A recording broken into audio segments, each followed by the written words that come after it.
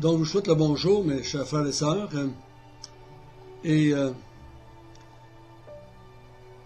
Ça me fait plaisir de pouvoir continuer avec vous l'étude sur l'Épître aux Éphésiens en utilisant la technologie d'aujourd'hui afin de pouvoir terminer ensemble cette étude.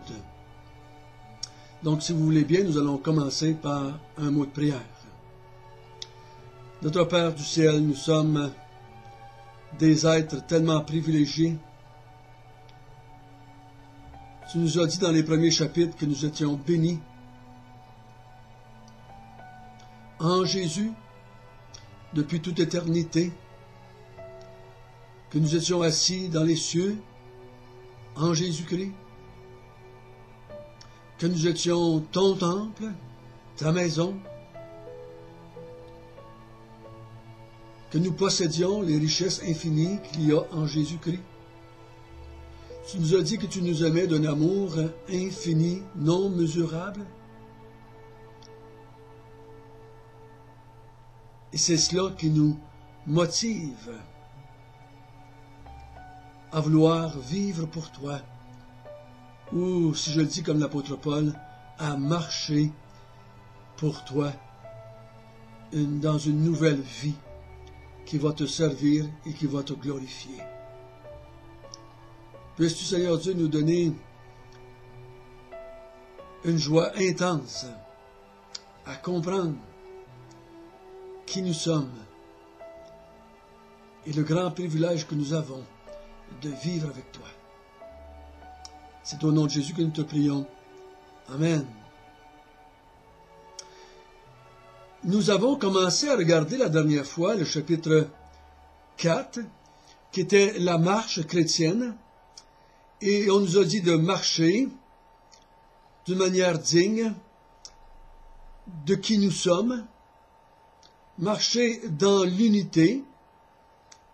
On a vu ensemble qu'est-ce qui nous encourageait à marcher dans l'unité. C'est parce que nous étions un.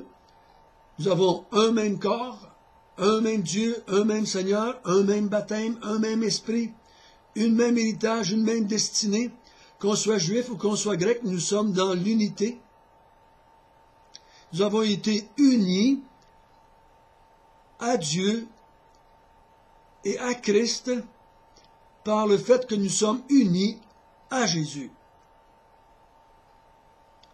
Et nous allons conserver cette unité-là en grandissant dans notre compréhension de qui est Dieu, de qui est Jésus, qu'est-ce que c'est l'Évangile, et c'est ce que l'apôtre Paul a dit dans la fin du chapitre 4, qu'il, par les hommes qu'il a donnés à l'Église, il veut nous emmener à l'unité de la foi, afin qu'on ne soit pas ballotté à tout vent et toute doctrine.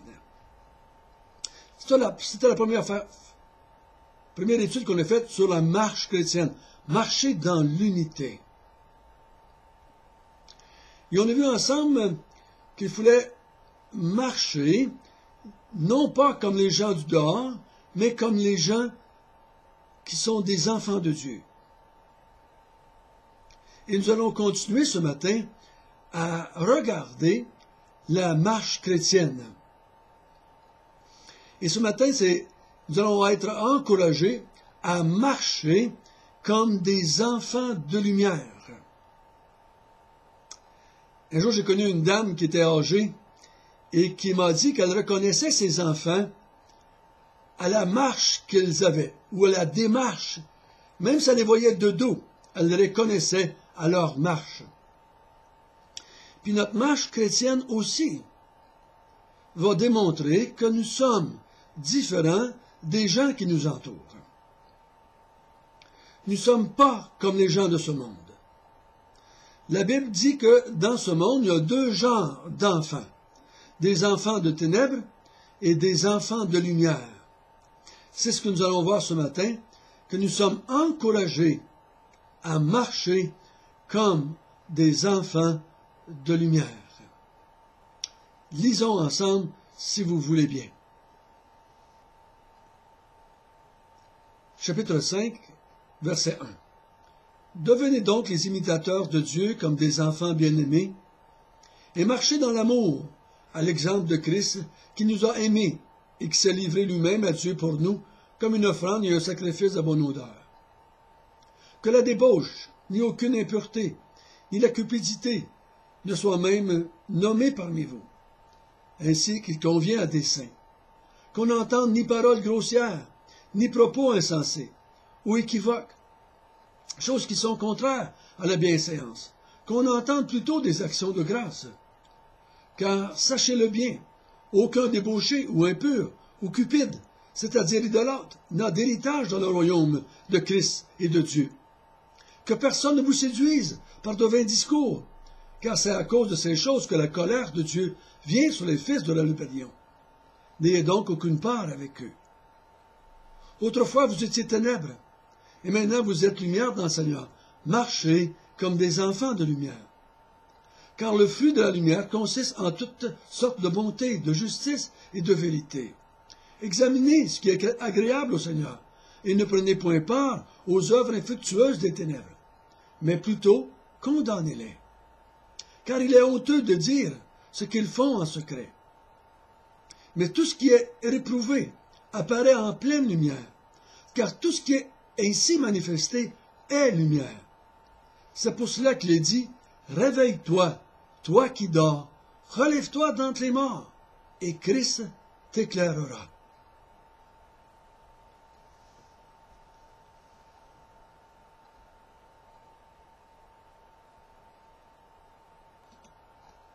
Donc, nous venons de voir ensemble que nous sommes appelés à marcher comme des enfants de lumière.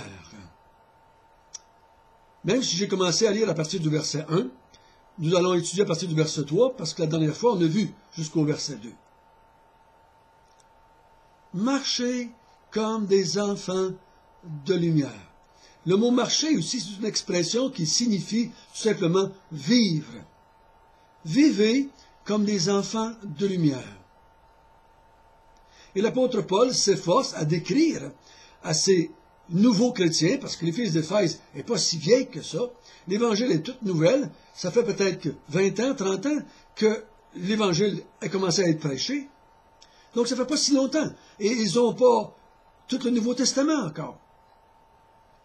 Donc il leur dit quel est l'impact de la nouvelle vie qu'ils ont reçue. Quel est l'impact d'être des enfants de lumière?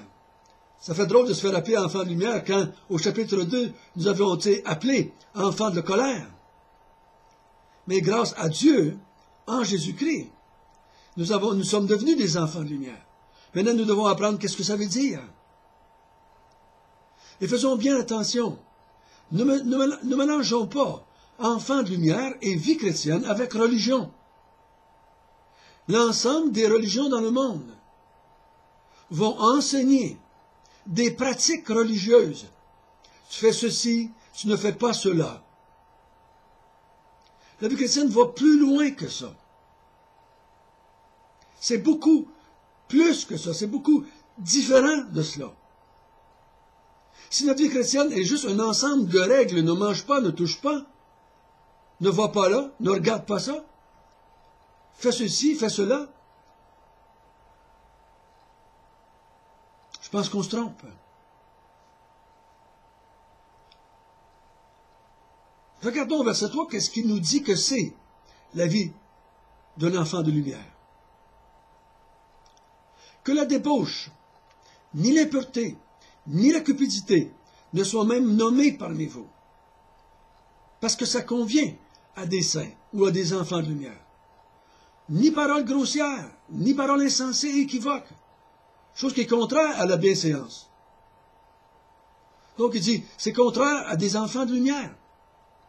Donc il dit, de la façon dont vous allez parler, nos sujets de conversation vont naturellement être différents des autres. Nos points d'intérêt sont différents. Débauche, ça parle de l'impureté. Ça parle de qu'est-ce que ça veut dire? Une vie de couple. Qu'est-ce que ça veut dire? Des fréquentations pour les jeunes. Qu'on nomme pas l'impureté, ni la cupidité. Donc, ça va se voir dans la façon que vous allez parler. Attention à vos paroles. Des propos grossiers ou insensés, ou équivoques. C'est contraire à la bienséance ou c'est contraire à des enfants de lumière.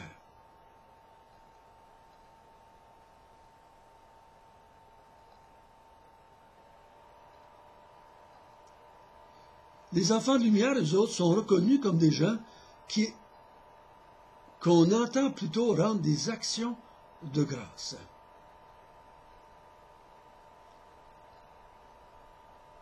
Je ne sais pas si je peux résumer ça ici.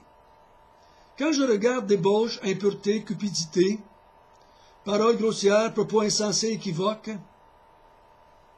et plutôt au contraire, donc, ce petit terme-là, action de grâce, devrait nous aider à comprendre les autres. Les enfants de lumière sont reconnus comme des gens qui sont portés à rendre des actions de grâce, à Dieu bien entendu. Le contraire d'action de grâce, ce serait quoi? Des complaintes. Et quand on se plaint, c'est parce qu'on n'est pas satisfait.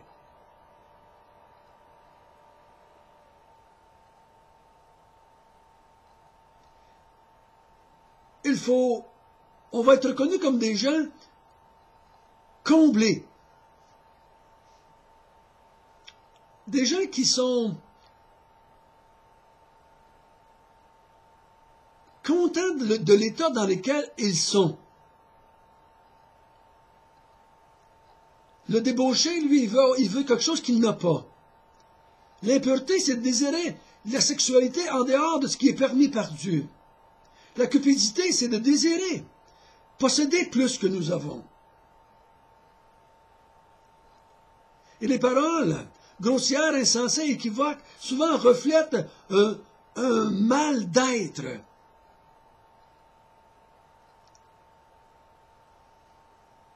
L'enfant de Dieu, c'est une personne qui rend grâce. Qui rend grâce pour des choses très simples et des choses très importantes. Il rend grâce à Dieu pour la température, pluie ou soleil. Il rend grâce pour la santé, comme il rend grâce pour la maladie qui vient. Il rend grâce en tout temps et en toutes choses. Il est satisfait.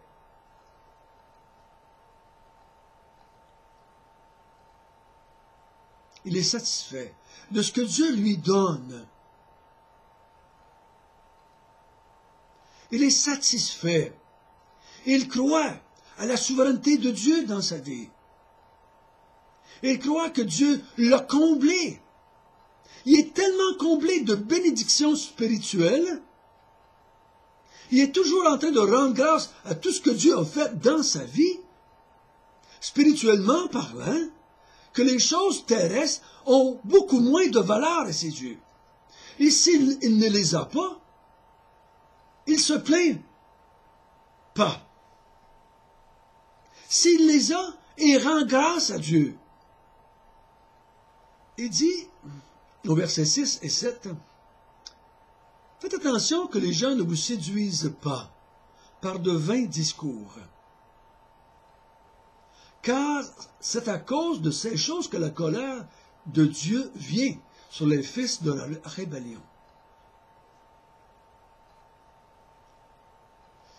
Il dit, faites attention à ceux qui disent que toutes ces choses sont bien.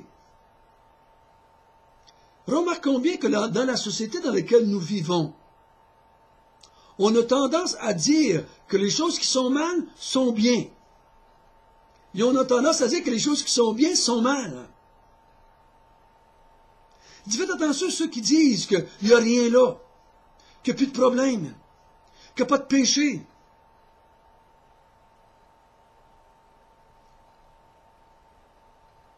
Attention à ceux qui disent que « Ah, c'est pas notre faute, on est né de même. » Il dit « La colère de Dieu vient sur ceux qui disent que ces choses-là sont bien. » Les enfants de lumière, eux autres, les condamnent.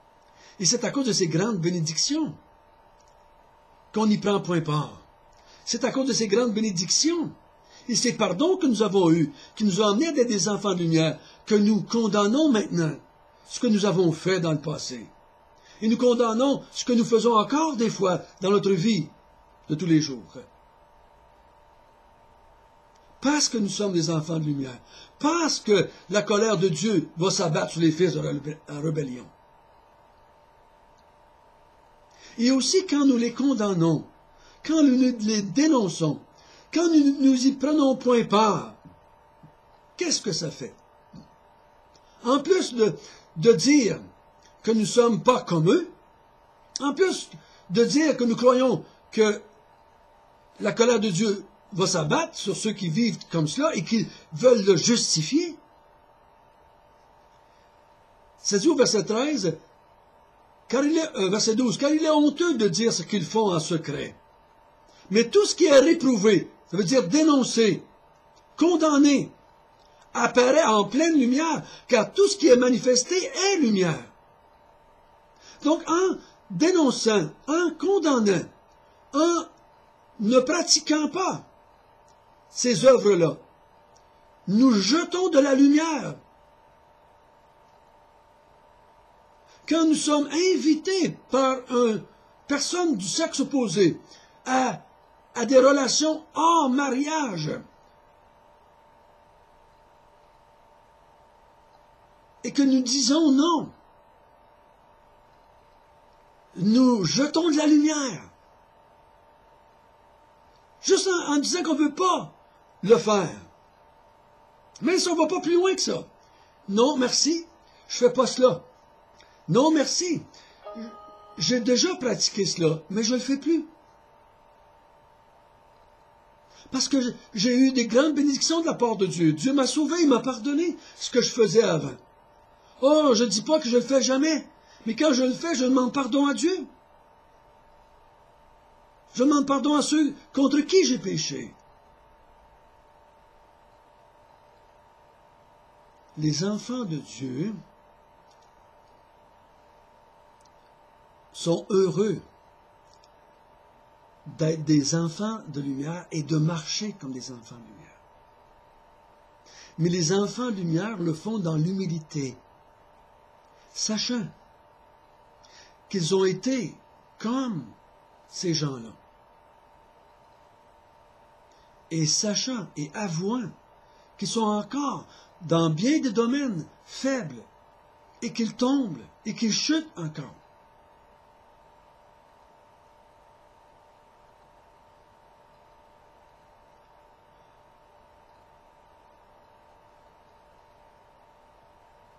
Jetons de la lumière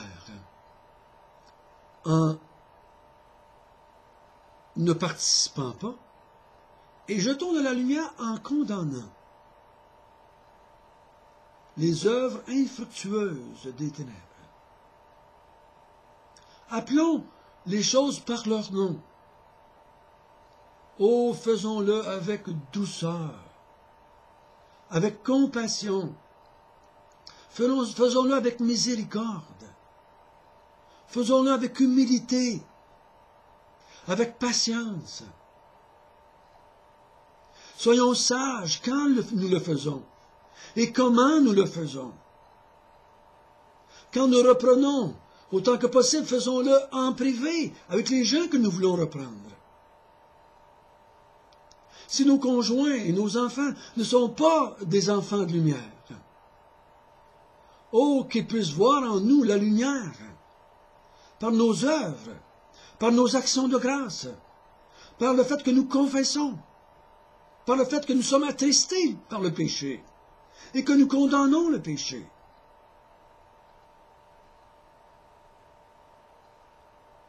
Je suis convaincu que vous êtes comme moi. Vous tombez bien plus souvent que vous le voudriez. Et je crois qu'on peut se joindre avec l'apôtre Paul. Il y a en moi quelque chose qui me porte au péché. Et il y a aussi en moi quelque chose qui me porte à faire le bien. Il y a un combat épouvantable en nous, entre l'esprit et la chair. Et nous avons la conviction profonde que la chair va être vaincue finalement, totalement, par la résurrection. Et qu'un jour, nous serons avec Dieu pour l'éternité. Il n'y aura plus de péché. Et nous allons pouvoir le servir parfaitement. Donc, marchons comme des enfants de lumière. Oui,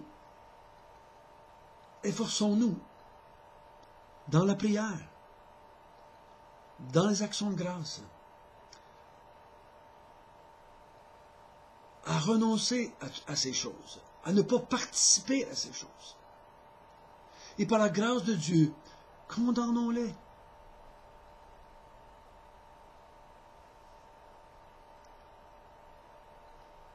Mais que ça soit fait en reconnaissance envers Dieu.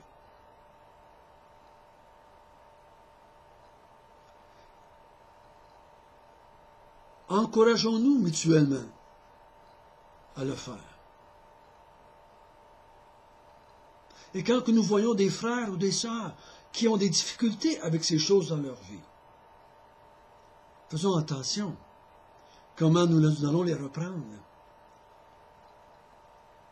Moi, je vous encourage, reprenez-les de la même façon que vous voudriez être repris. Et quand on vient vous reprendre, acceptons-le avec humilité. Avouons-le. Tu as raison. J'ai encore gaffé. J'ai encore tombé. Mais si on reconnaît que nous gaffons, nous allons approcher les autres avec amour, simplicité, humilité, compassion, parce que nous savons que nous sommes encore comme eux. Notre Père du ciel, nous aimerions être reconnus comme des enfants qui sont de ceux qui font des actions de grâce continuellement. Des actions de grâce pour tout ce que tu as fait dans notre vie.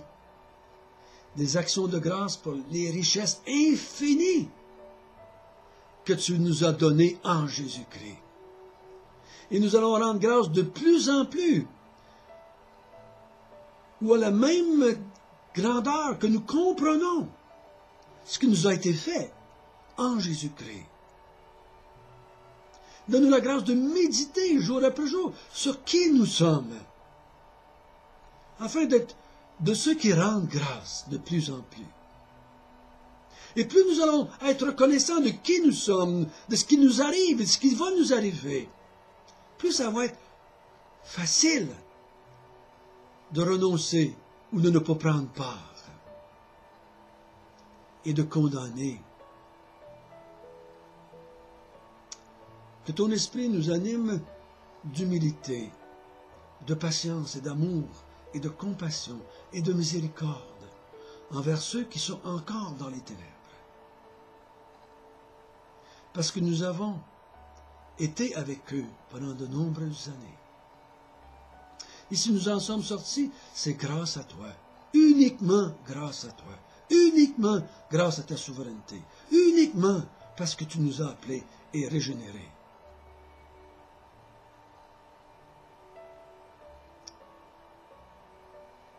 Donne-nous aussi la grâce de confesser quand nous tombons. Donne-nous la grâce de demander pardon à ceux qui nous entourent, autant entre nous, frères et sœurs, et envers les gens du dehors. Merci, merci d'avoir fait de nous tes enfants. Donne-nous la grâce cette semaine de te servir. Et c'est au nom de Jésus que nous te prions. Amen.